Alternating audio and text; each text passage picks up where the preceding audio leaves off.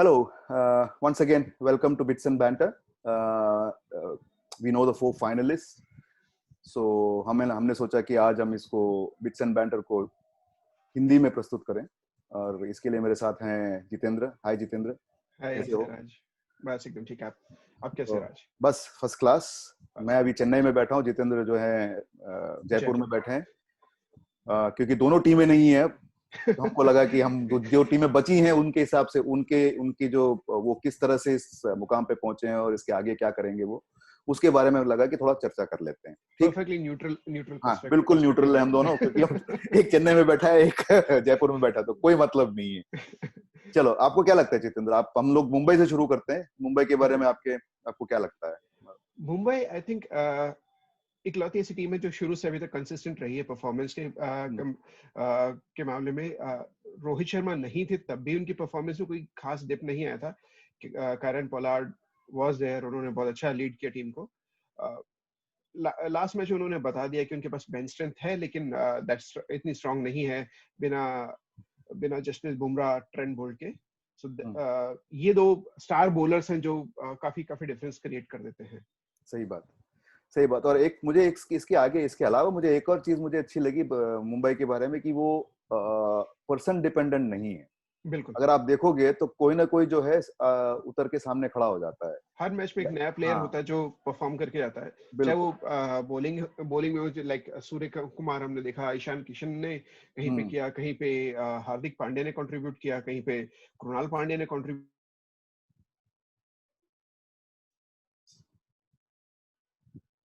जिन्होंने किया batting side में। बिल्कुल।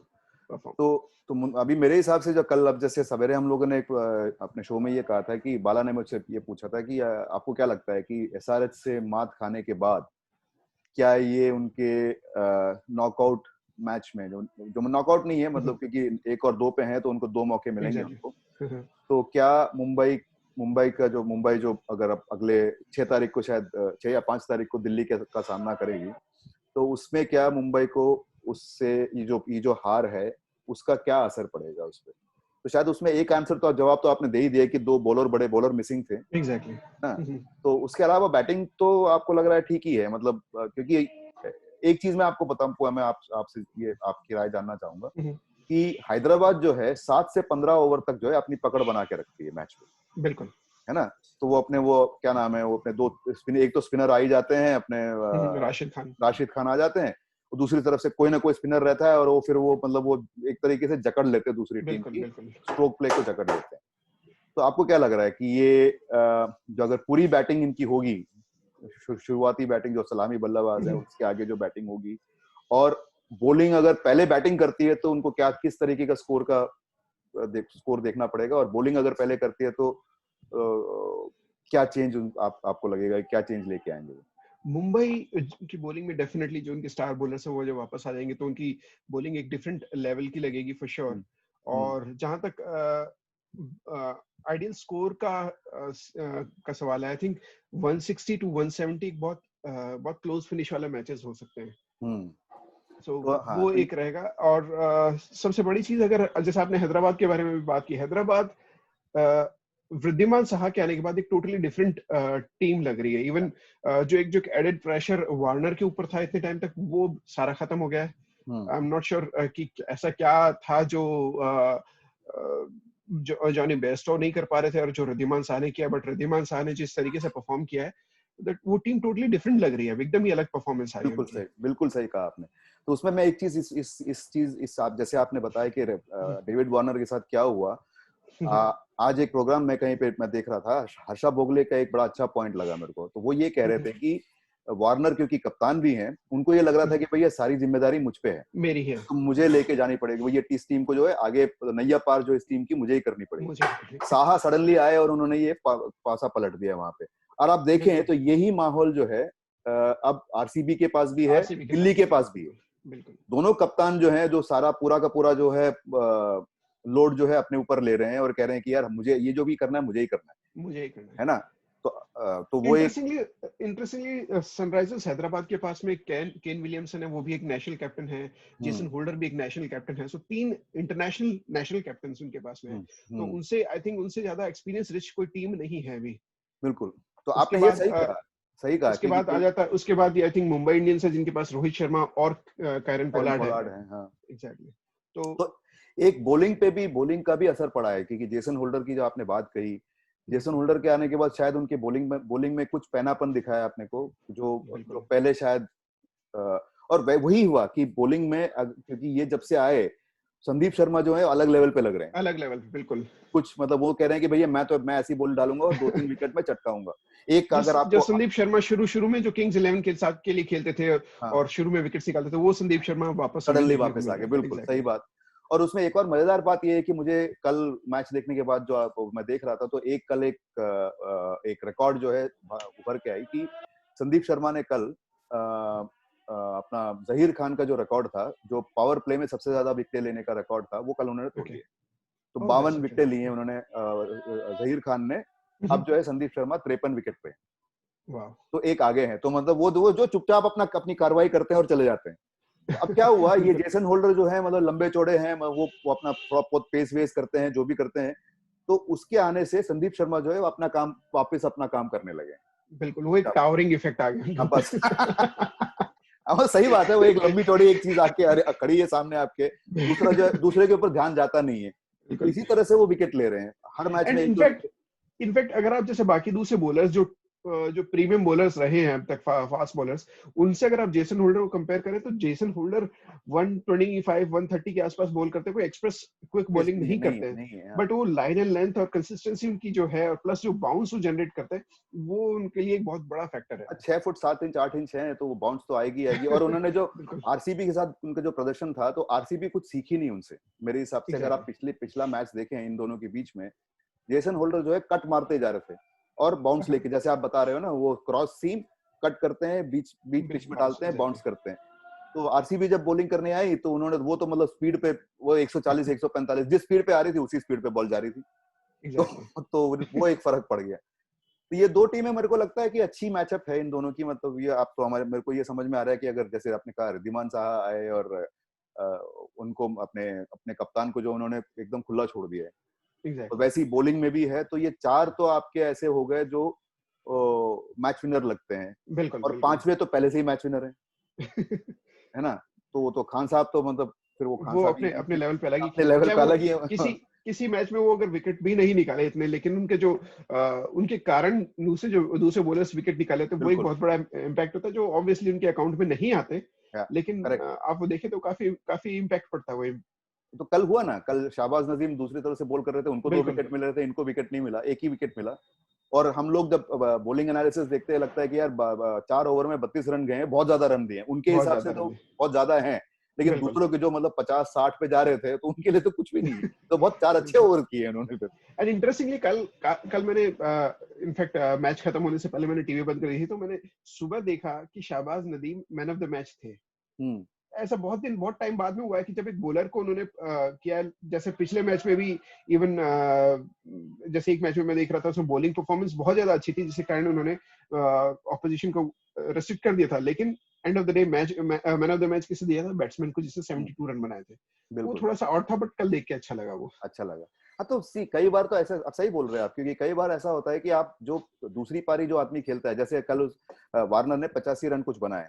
वार्नर को देना बहुत आसान होता है आपके लिए, बिल्कुल, लेकिन वो 85 रन इतना खुल के इसलिए खेल पाए कि पहले इनिंग्स में उन्होंने मतलब दबोच लिया था मैच स्पिन बॉलर से बना दिया था, मैच बना दिया था। और वो जो बीच की इनिंग्स जो है, उन्होंने बिल्कुल दबा के मैच अपनी तरफ लेके गए थे वो, बिल्कुल, है ना।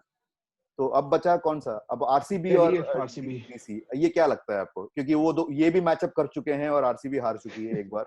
तो 4 मैच आरसीबी जो है, आई थिंक इन चारों में से RCB is the weakest link for me, जो क्योंकि वन ट्रिक पोनी है, या तो विराट कोहली खेल लेंगे या फिर एबी डिविलियर्स खेल लेंगे, उनके अलावा उनका बैटिंग परफॉर्मेंस इतनी कंसिस्टेंट नहीं रही है। तो उनके बाकी प्लेयर्स को उठ के आना पड़ेगा, उनको परफॉर्म करना पड़ेगा, ताकि वो कुछ अच्छा खेल पाए। तो सही।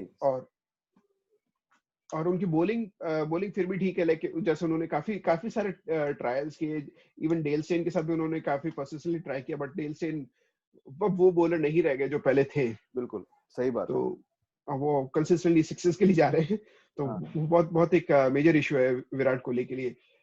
और दूसरी चीज, जैसे हम पहले बात कर रहे थे कि वो एक ऐसे कैप्टन है जो अपने ओनर्स अपने ऊपर लेके खेलते हैं। बिल्कुल उसके दोनों पॉइंट्स है। अगर वो उस दिन अगर उनको कुछ वो एक मोमेंटम मिल जाता है, कोई चीज उनको हिट कर जाती है, तो उस दिन उनको रोकना बहुत मुश्किल होता है विराट कोहली को। सही बात वो इनिंग्स इनकी अभी तक यहाँ इस आईपीएल में तो देखने को नहीं मिली, जो इंटरनेशनल लेवल पे इंडिया के लिए खेलते हैं। है। जैसे जब उन्हें कोई कुछ भी ऐसा हिट कर जाता है, कोई स्लेजिंग हो गई या क्राउड से कुछ मिल जाता है, तो वो चीज उनको अभी तक यहाँ नहीं मिली है। तो अभी तक वो वो ऐसी टॉनिक परफॉर्मेंस टॉनिक देखने नहीं को मिला मिली मतलब बाहर है। से। एग्जैक्टली।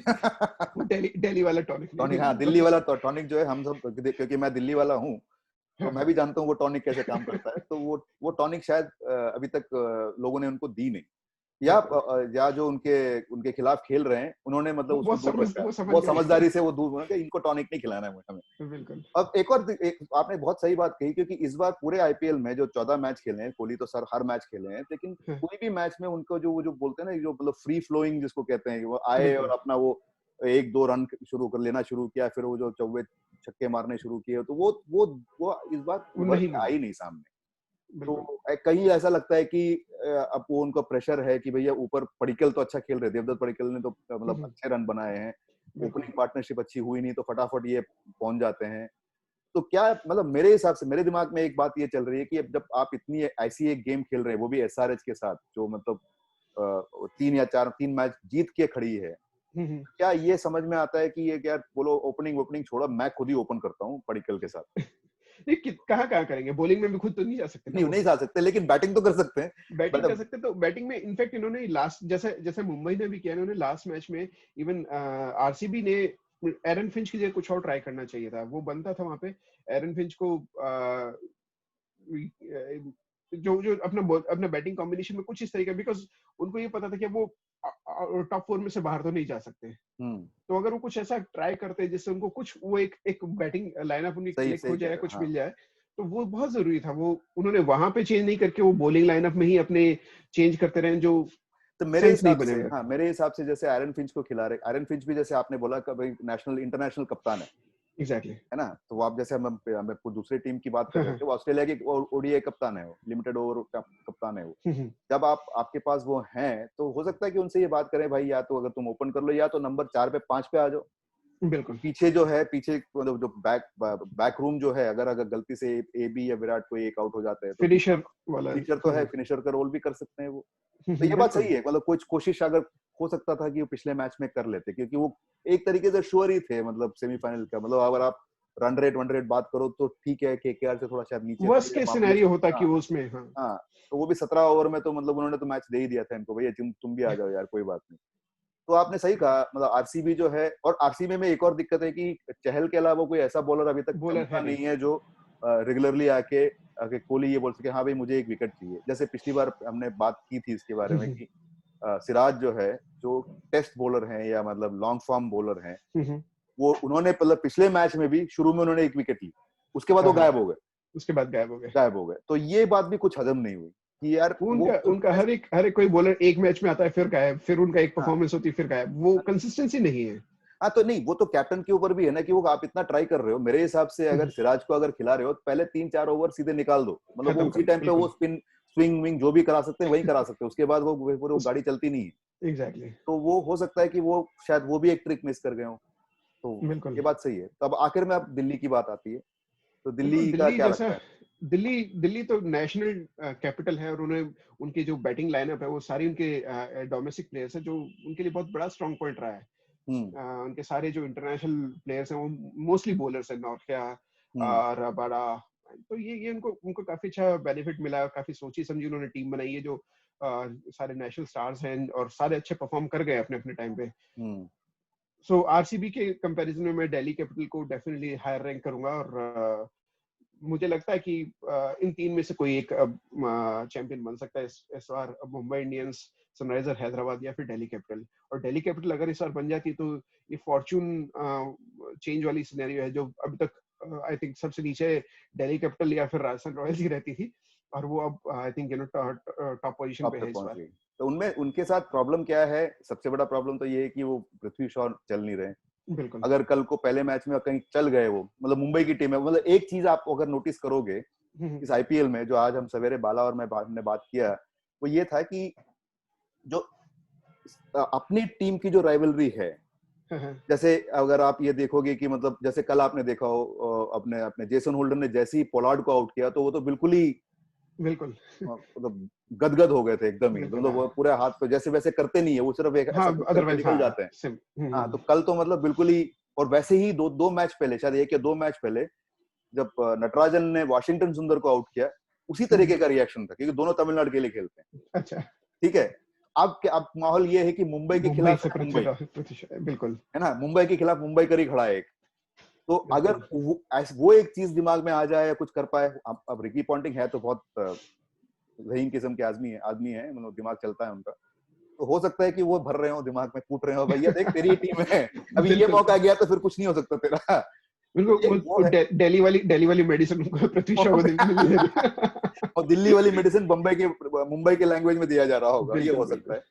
पर ये एक चीज बहुत अच्छी है, जो आई सीरियसली होप कि पृथ्वी शॉ रिकी पॉन्टिंग से सीख रहे हैं, वो है शॉर्ट बॉल को खेलना। बिल्कुल सही बिकॉज बात, आई डोंट थिंक उनसे रिकी पॉन्टिंग से बेटर कोई हुक शॉट या पुल शॉट कोई शॉट खेलता था। बिल्कुल। और इतना गोल्डन चांस है, इतनी गोल्डन अपॉर्चुनिटी है उनके पास में सीखने के लिए। आई रियली होप कि इंडिया के लिए बहुत अच्छी चीज हो गई हो अगर पृथ्वी शॉ ने उनसे कुछ डाउनलोड लिया है। बिकॉज मुझे लग नहीं रहा जिस तरीके की वो इनकंसिस्टेंटली परफॉर्म कर रहे हैं, कुछ ज्यादा डाउनलोड उनको मिल रहे हैं या फिर वो ले रहे हैं।